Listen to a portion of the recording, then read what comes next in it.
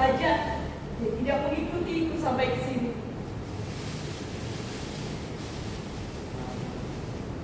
1.000, 2.000, 3.000, 4.000, 10.000, 18.000. Oh, hanya 18.000 yang kudapatkan hari ini. Ada apa dengan hari ini?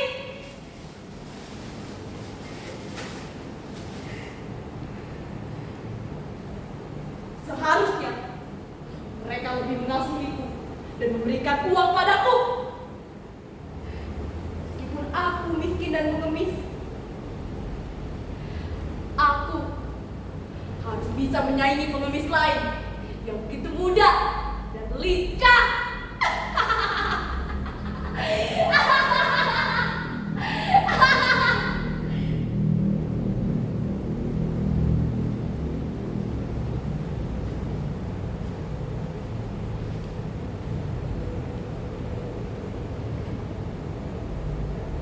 Seharusnya setiap hari nasi dan lauk tempe kering ini mengisi lambungku. Seharusnya pemilik warung itu kasihan padaku.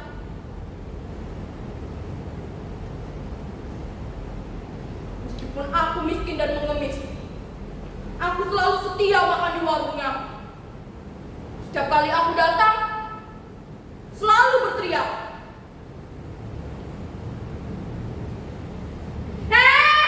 "Gelandangan, bayar dulu hutangmu. Apa kau pikir aku ini ibumu yang bisa secara gratis kau mintai makan? Apa aku tidak tahu kalau pengemis zaman sekarang lebih kaya dari PNS?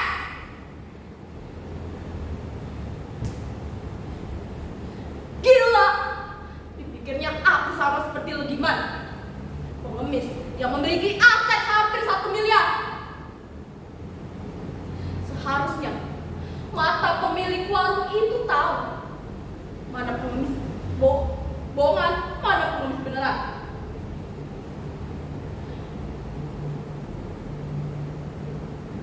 Jelek-jelek begini, aku miskin dan mengemis karena keadaan, bukan karena mental jadi pengemis.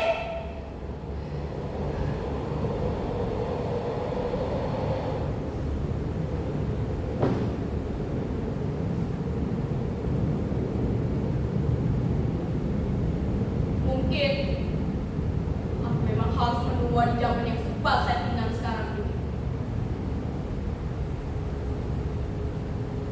Aku bahkan tidak tahu apa dan tempe nasi lauk ini manis atau busuk.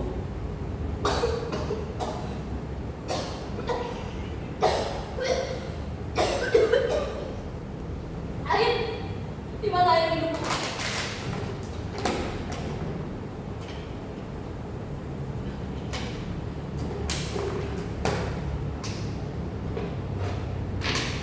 Apa?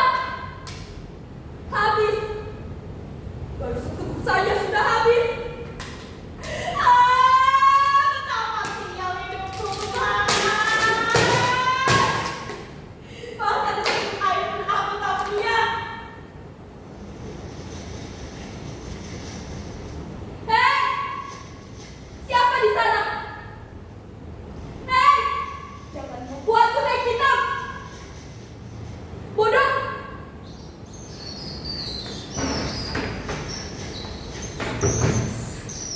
Tikus jalan. Beraninya kau mengganggu hidupku. Jangan kau mengganggu mataku dari seorang pengemis. Kau itu kecil, tapi membuat segalanya busuk. Apa kau tidak lihat?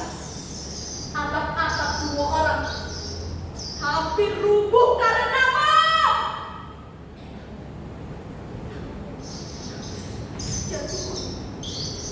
Jantungku sakit.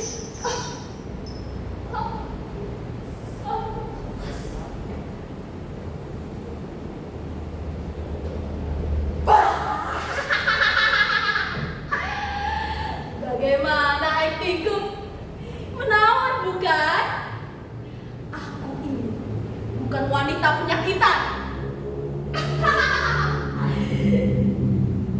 Sebetulnya aku ini sama saja dengan orang-orang yang memakai dasi dan duduk di kursi singgasana.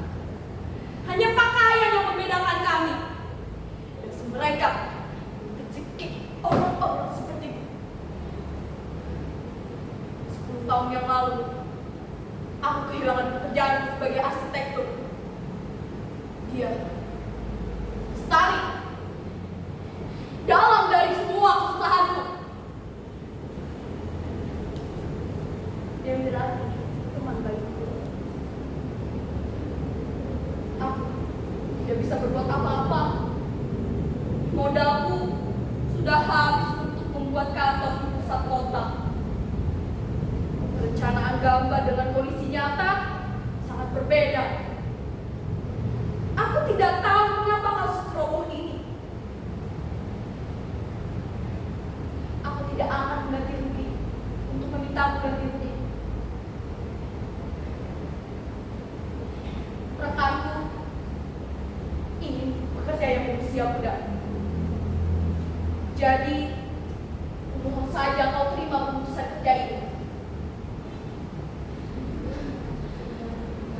Omong kosong! Penjelasannya, omong kosong! Aku bahkan tidak pernah melakukan kesalahan itu. Keputusan kerja itu tidak membuatku kehilangan. Tidak hanya membuatku kehilangan pekerjaan. Keputusan kerja itu membuatku kehilangan segalanya. Segalanya!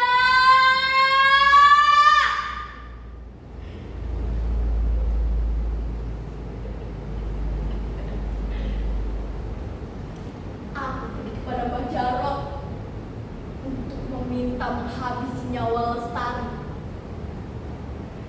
Dan aku berhasil mendapatkan kain kafan yang berisi mantra-mantra untuk menghabisi Lestari. Tanpa aku harus repot-repot untuk mencekiknya.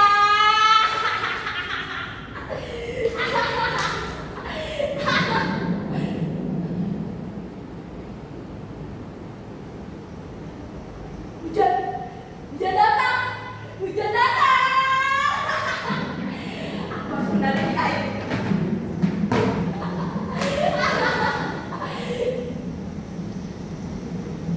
Tunggu dulu. Hari apa ini? Kenapa hujan tiba-tiba datang? Kalender, di mana kalenderku?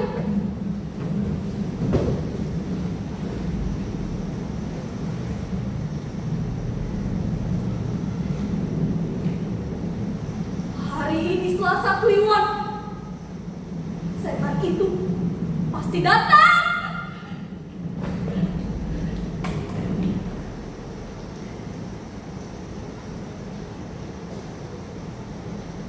Disebut namanya tiga kali. Lestari. Lestari. Tenagamu hilang. Nyawamu hilang juga.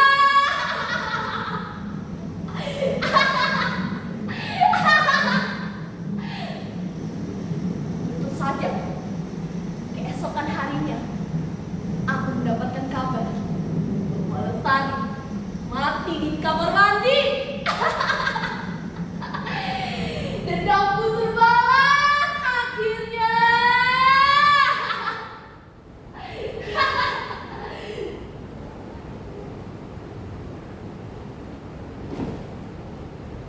Tapi itu semua tidak membuatku merasa tenang. Kuswanto, laki-laki itu pergi membawa anakku Nuning yang saat itu berusia 16 tahun. Laki-laki itu berkata, "Nuning, kau harus ikut bapak. Tidak ada lagi masa depan di rumah ini. Ibumu sudah dimutahi oleh rasa dendamnya. Pergilah!" Ia membuatku gelap mata. Aku datang lagi untuk menemui Mbah Jarot dan meminta Kuswanto untuk merasa kesakitan karena harus mati.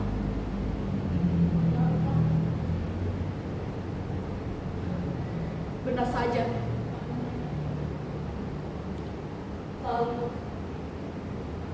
aku meninggalkan rumah ini, rumah yang bersama keluarga itu. Kubakar semua kenangan keluarga. Dan setelah aku sampai di ruangan kumuh dan reot ini,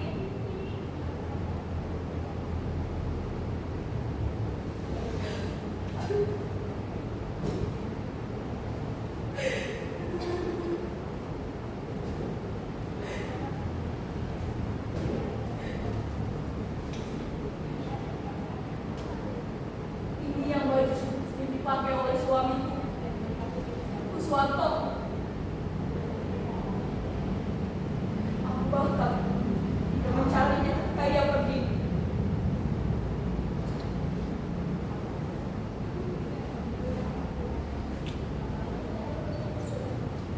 Ini baju sekolah anakku, Nuni. Maafkan ibu, nak.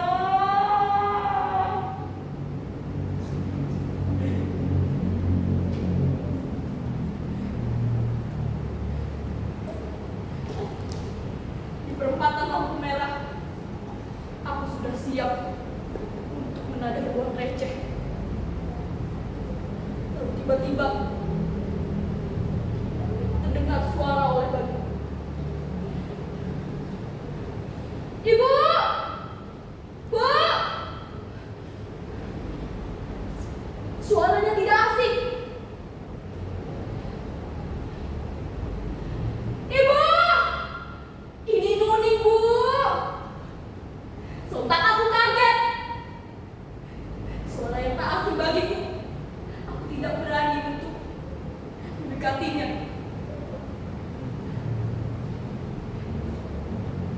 Ibu, Bapak sudah meninggal, Bu.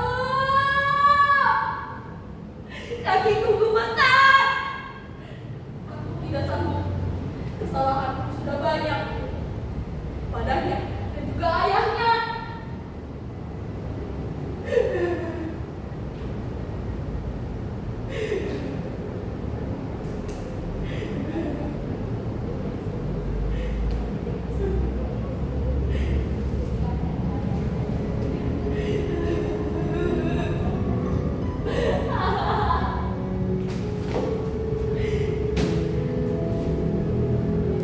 Kuswanto, aku begitu mencintainya, tapi aku tega menyakitinya.